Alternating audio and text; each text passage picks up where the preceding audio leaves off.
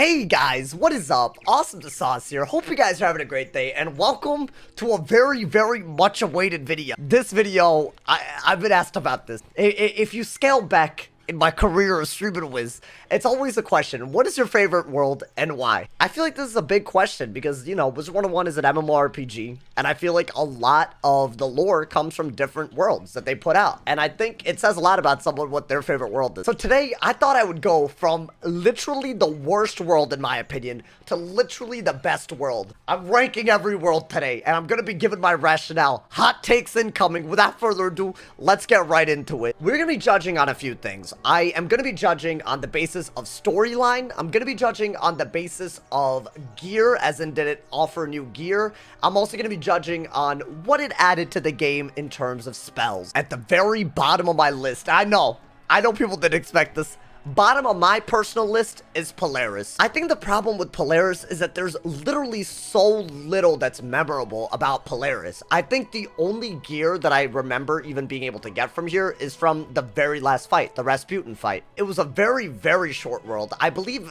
for the level that you go into it as, it's one of the shortest worlds. I think there's very few worlds at that level that can be completed faster than Polaris. But more importantly, you know, it's supposed to be the first world of an arc. It should set the tone. You know, it should set the tone for the arc. It should do something. It should clue us in on what's happening. We didn't really get much of that. Basically, the entire plot of Polaris is that there's a proletariat class that's overthrowing the status quo, and that's cool and all, but there's not much about the actual arc. At the very end, you actually go to the Borealis Peak, and this is supposed to house the Sky Anchor, which is supposed to basically, if you break this anchor, you actually cause chaos in the spiral, which honestly, I feel like it's such a cop-out of a plot line as well. Like, okay, so there's this gigantic anchor with this little security that could have consequences across the spiral. I'm sorry, I'm just not here for it. I just feel like the plot was very disjointed. It didn't really reel me in. It felt like I was going from mob to mob, and the ambiance, as far as the music, wasn't exactly that inspiring. So there's a lot of reasons I don't like Polaris. It just didn't add much content to the game. It's very short, and I feel like the plot was all over the place, and I was just not a fan. This is another razor hot take. I think Wisteria it's got to be the next on this list. It is very low on this list.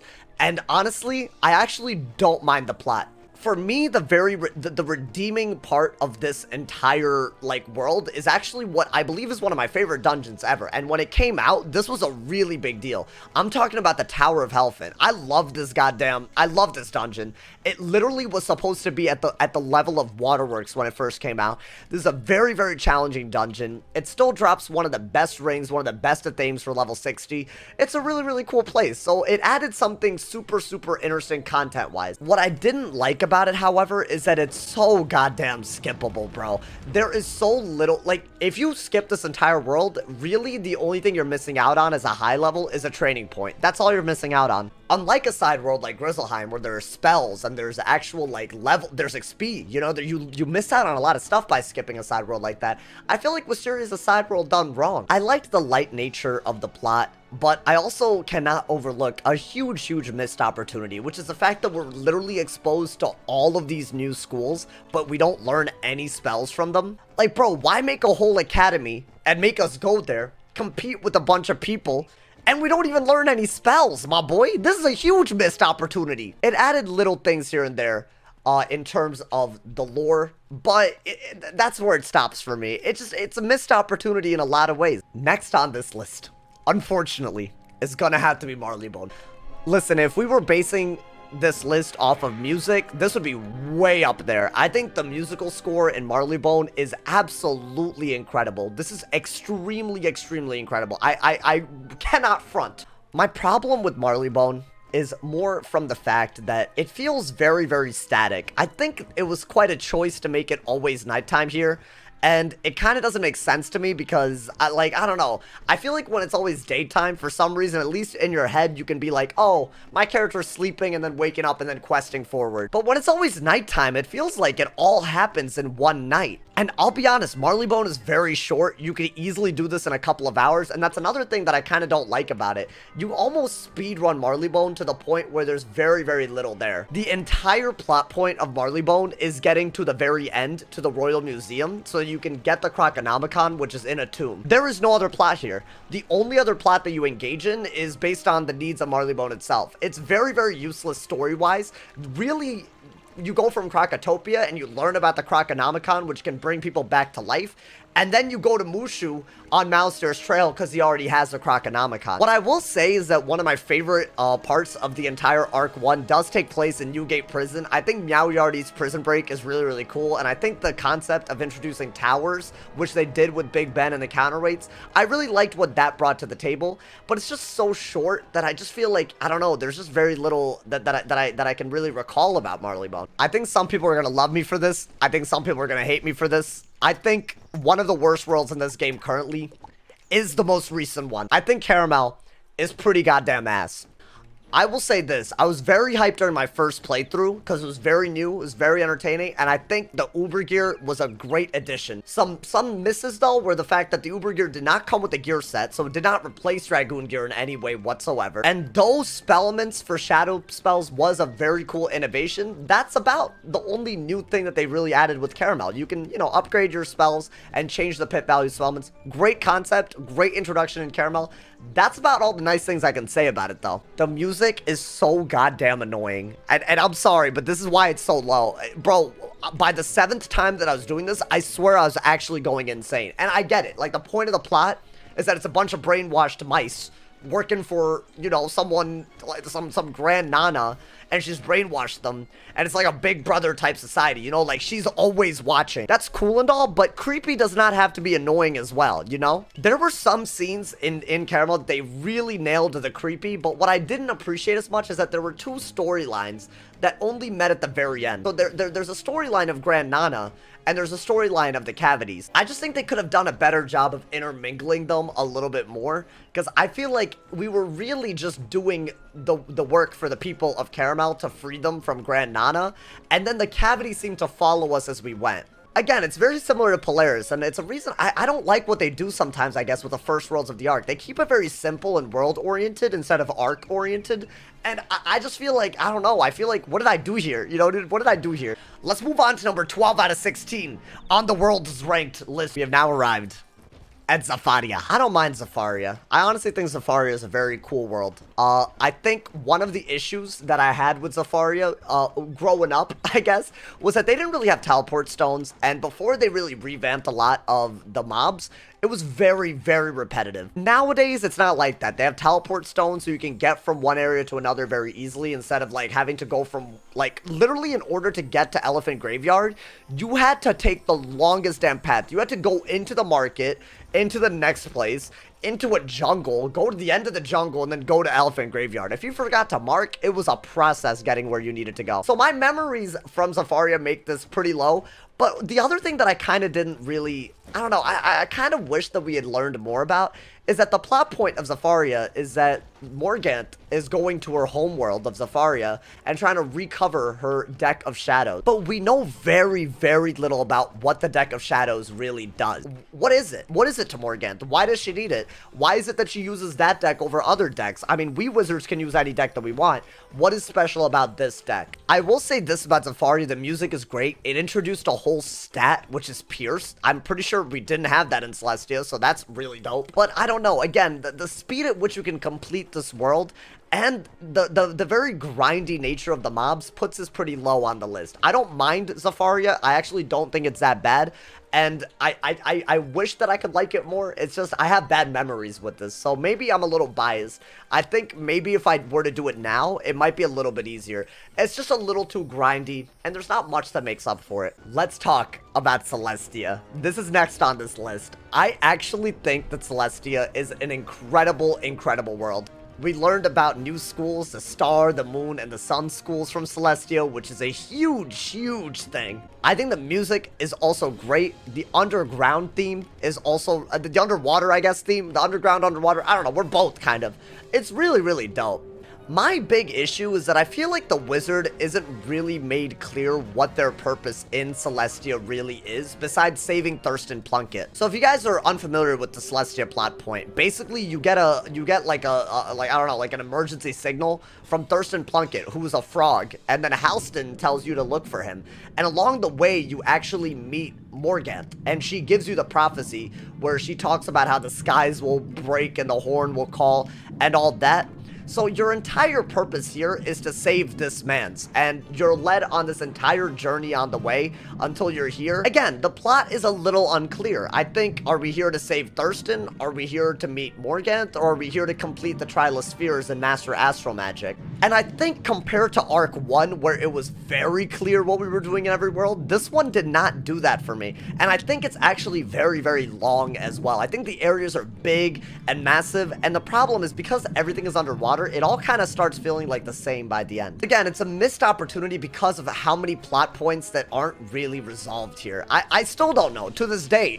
You know, I mean, we meet Morgant and then the plot starts going, and it really, really starts getting interesting by around Azteca and Chrysalis, but you don't get that feeling in Celestia. So again, I think this falls prey to the same problems, and I hope King's Out gets better at this. If I'm starting an arc, I want to know why I'm starting the arc. I want to know immediately. I think we knew with Malster, and we haven't known since then, which is a real issue. Number 10 out of 16 on this list is Crocotopia. Hey, yo, I'll say this. I actually think Crocotopia is extremely, extremely well done. I think what I like about Crocotopia is that every area feels different. If you're in the pyramid, it feels different than when you're in the Sphinx. It feels different when you're in the Tomb of Storm. And unlike other worlds, where my major criticism is, I don't know what I'm doing here, we're taught a lot here. We learn about the Croconomicon, we learn about the history of Crocotopia, and we learn about the collision of past and present. This is a very exciting world. So basically the Marleybone, the Marleybonians meddle around with the past and bring back the Crocs. And by bringing back the Crocs, they literally re-enslave the Manders, basically. This is basically a world where the past kind of resuscitates itself. I love the inclusion of the balance school, the world, the balance tree, the world's professional on balance magic, Al has read. I really, really like all the things that they add. It actually adds to the lore. You learn about what balance magic really is, and you learn a lot of history, which I think is really dope. There's no really, like, I don't know, there's no gear that any boss drops that's like interesting enough for you to farm for it. And I do think that even though the music is really nice, it doesn't feel different enough depending on the area that you're in. You know, like, when I think of Crocotopia music, I just think of Oasis music. I feel like if they had, you know, amped that up a little bit, that ambiance, I would have liked it a little bit more.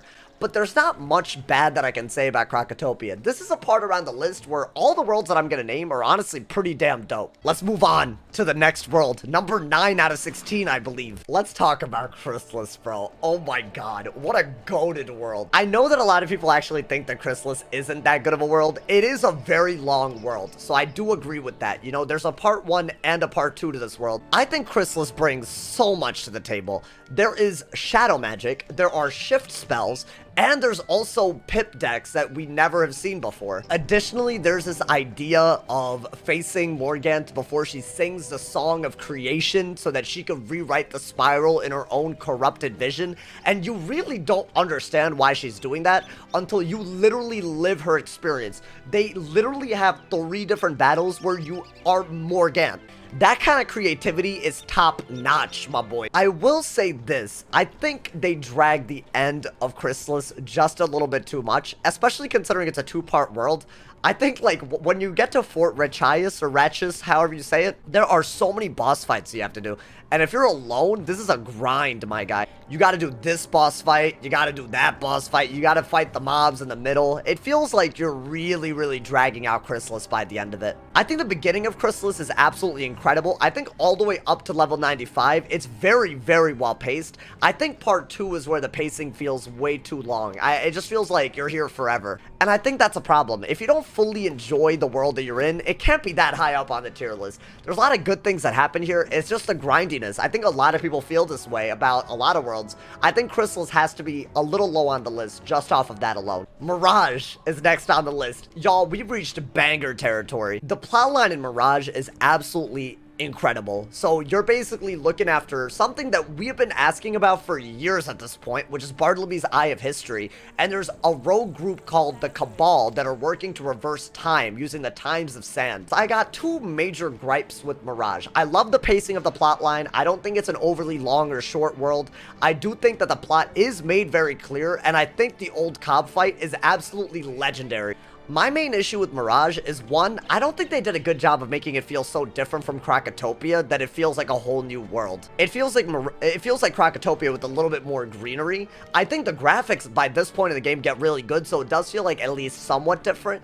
But I do think that that could have been done better. The other thing is, at the end, they have this really unresolved plot point with this guy here. I forgot, I think it was Santiago or something. We don't know what happened to him, and I'm really annoyed that they've never really addressed this. I feel like they forgot about this for some reason. I don't know, y'all. The end of it with old Cobb and Mallory, the cutscenes, I don't know. I think they put a lot of work into Mirage, and I really enjoyed it. I think for once I felt that the stakes were upped, and it really prepared us for Imperia, and I think that's the good thing about Mirage. You were ready for the next world after this. You knew what had to be done. You knew why you were doing it.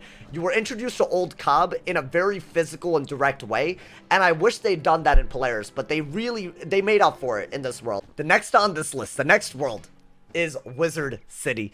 I think Wizard City is obviously, well, what can you say bad about this world, bro? It's the very introduction that you get. It's not an underwhelming introduction whatsoever. There's challenging aspects to it, like Sunken City, but there's also a very direct way to get to the end. Ever since they retextured everything, this is a perfect introduction to Wizard101. And they really did a great job of that. I think it goes, like, look at the trees, bro. Look at the scions, my boy. Look at this, man. It has to be very high on this list just because of how beautiful it looks now, especially on, like, your maximum settings and stuff. It looks really good. But I think where it kind of falls short is that you kind of don't know what the hell balance really is, you know? And if you don't do Colossus Boulevard, you don't really get a feeling for Ice either. I know this might sound stupid, but I really wish that Old Town had more streets with shorter plot lines, and they weren't side quests. Like, I feel like you only really get to know what Fire, Storm, and Myth feel like as an ambiance. And you don't really get that feeling with Unicorn Way and Life Magic. You don't really get the feeling with the Haunted Cave and Death Magic. So I feel like if the goal of this world is to introduce you to magic in general, I feel like the ambiance of Myth, the ambiance of Storm, and the ambiance of Fire, they really hit that mark very well with the 3 streets that you have to do. They don't do as well with the other schools. And that's why I'm docking the points, in my opinion. I think it does a great job of introducing Malastare. There's an amazing Gloria Krendel side quest, so you actually know his motive very early on. They do so many things right. I just think that as far as feeling what magic should feel like, they only do that really well with 3 schools, and they kind of just forget about the other ones, I think. I feel like ranking this any higher would I don't know, it'd just be like I'm operating on nostalgia at that point. So I'm gonna keep Wizard City at number like 7 on this whole list. Let's move on to number 6. I'm gonna get so much hate for this, but I think I'm gonna put Azteca as number 6 on this list. And I know what a lot of people are saying. How in the world could you do this, you monster? Y'all, Azteca did a great job at a lot of things. One, in my opinion, it has one of the best storylines out of any world. There's actual consequences, and you literally see it above you at all times. When you're done with the world, you're reminded of the fact that you failed. You failed as a wizard. This is the first time that we've ever failed at figuring out how to save everybody in the world. The music is sad, ominous, there's a sense of urgency at all times, and I genuinely love that you actually go from one pyramid to another, and that really like gives you a feeling of completion after you do a third of each part of the world. You really feel like you're exploring the world a lot, and you really understand what Morganthe is trying to do when she is here. You know, she's trying to figure out how the Song of Life goes, because the Aztecasaurs were the ones to hear it. Honestly, the return of Malastare the Undying also was really cool, and I know a lot of people don't like that plot point of resurrecting an old nemesis, but it literally puts Morganthe above Malastare. And we don't really get to see the significance of this until Chrysalis, where Malastare fights Morganthe, and he is gonna beat her until Merle probably has to, like, you know, like come in and say no. The fact that there's beef like that and she gets away with resurrecting a death professor, I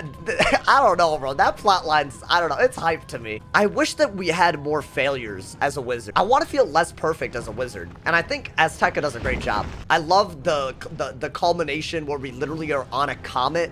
I I love a lot of things about Azteca. The only negative thing that I will say is that I don't think the gear added anything to the game as far as I can recall. I think most of the crafted gear actually was a downgrade from Avalon, which I thought was a very bad choice. I don't think there's any reason to stay here, which is kind of stupid because it's such a cool world otherwise. Number 5, we have to talk about the Avalons. I think as far as ambiance, Avalon is my favorite. If we're talking about like the combination of the music and the environment and what we're doing, like the idea of knights and wizards and really the home world of Merle, right?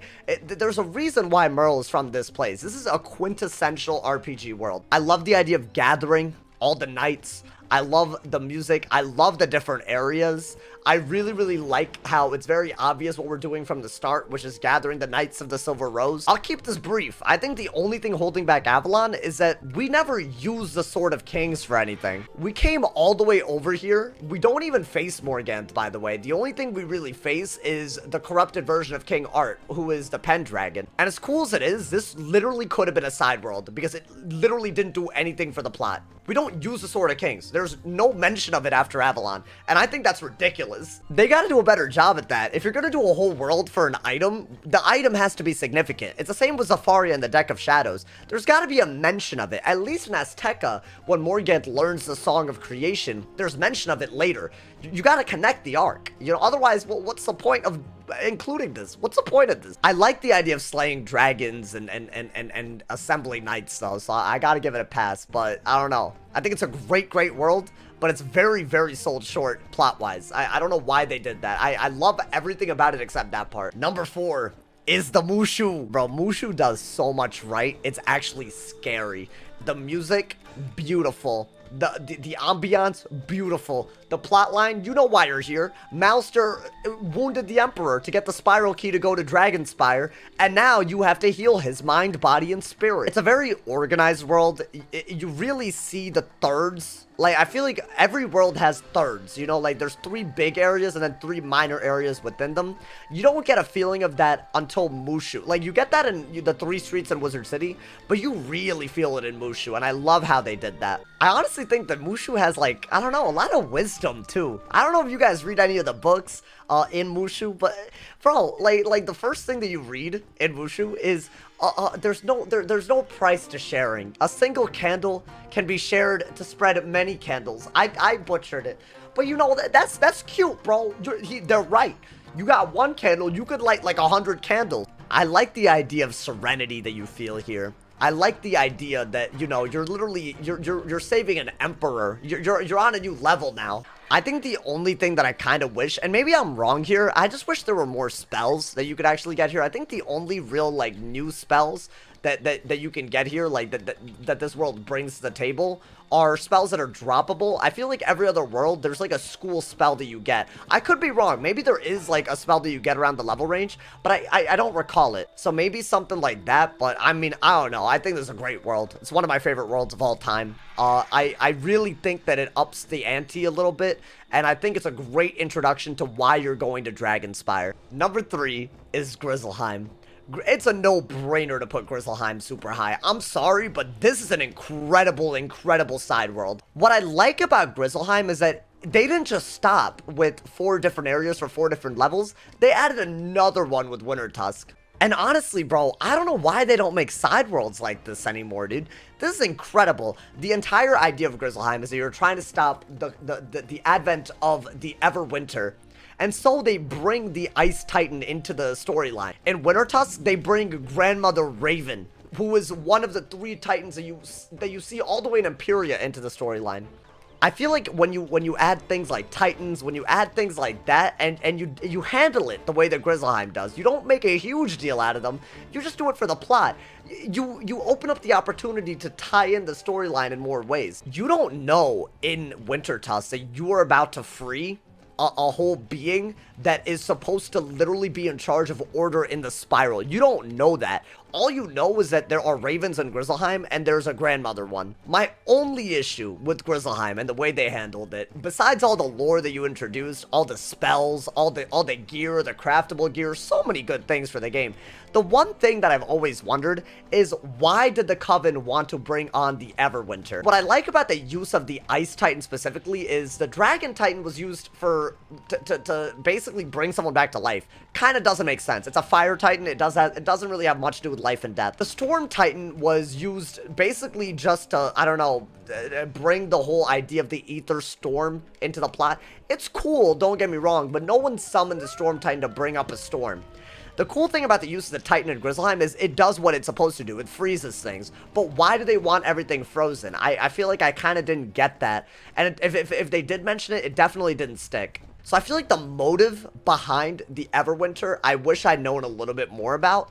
But other than that, it's a really, really cool world. Number 2 on this list is Dragonspire. Bro, Dragonspire hits so different when you do it for the first time. I remember as a kid when I was doing this, I felt like I was dead ass gonna fight like the Death Professor, bro. I genuinely like this world for a lot of reasons. One, I have to start off, the relationship that you develop with Cyrus Drake and the way that it evolves, you can just read the dialogue and you'll see what I'm talking about.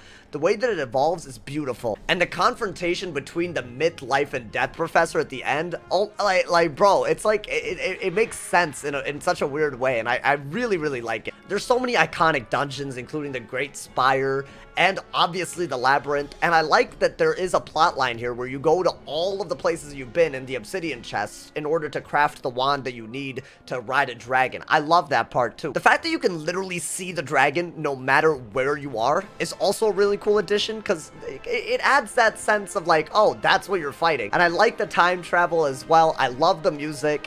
I like that you really can't trust anybody in Dragonspire. You're kind of here alone because you're here after everyone's basically dead. I don't know. I really love Dragonspire. I don't think there's anything negative to say other than the fact that the plot is just a little bit linear. The fact that, you know, Mouster kind of like gives up on everything after he dies. I don't know. It would have been cool if there was more angst, so that it would have led to that opening that we see in the Darkmoor storyline. I don't know. I just don't really feel like the Darkmoor storyline kind of connects to the Dragonspire storyline. So I don't like that disconnect. And I think the disconnect exists because they didn't plan on Darkmoor or Morganth resurrecting Mouster when they did Dragonspire. I feel like if they could address that, that would be dope. I just think that would be cool. Final world, and you might have guessed it. I think this world is the best world that's ever been put out by KingsIsle.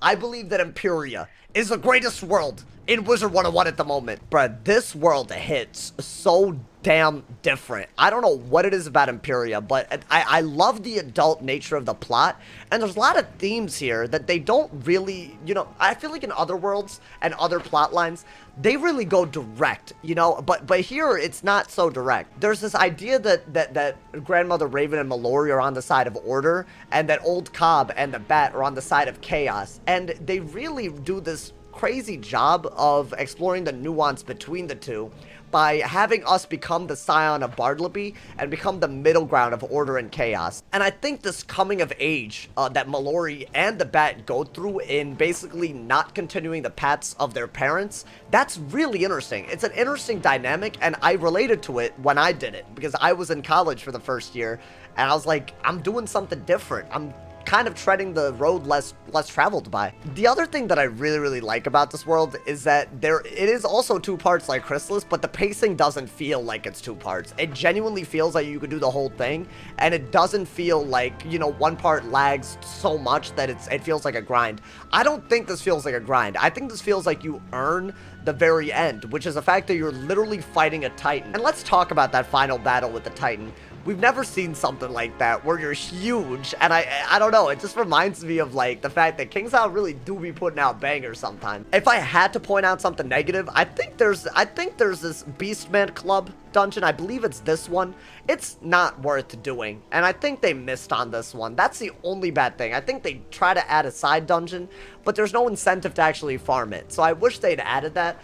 But other than that, I feel like the storyline, the pacing, the final fight, and the actual narrative, like what we're actually witnessing, which is a lot of nuance, and it's not so direct. It's very open interpretation. I really, really liked it. Guys, I hope you enjoyed me ranking all the worlds. Let me know what you disagree with. I'm sure everyone has a different list, so let me know. There are 16 of these now, so let me see your 16 item list in the comments. As always, drop a like if you enjoyed. Leave a sub if you're new. There's tons of links in the description, including my Twitch, my Twitter, my Discord, my Instagram, and of course my Patreon. If you guys want to see more ranking videos like this, please drop a like so I know. And as always, stay awesome, and yeah, y'all.